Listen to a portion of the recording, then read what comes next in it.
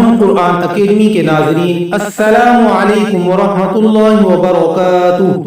معزز ناظرین، جہنم کے عذاب اور غربت کے شر سے بچنے کی دعا ملاحظہ فرمائیے۔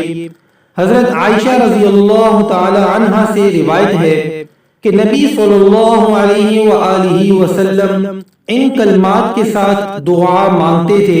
یہ کلمات کیا ہیں؟ بسم اللہ الرحمن الرحیم،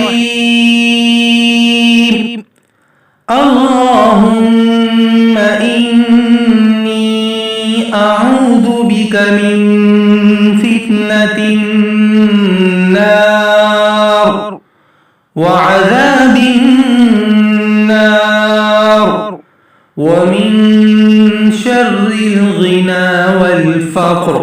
ترجمہ: اے اللہ، میں جہنم کے فتنے، جہنم کے عذاب اور دولت مندی اور غربت کے شر سے تیری پناہ مانگتا ہوں۔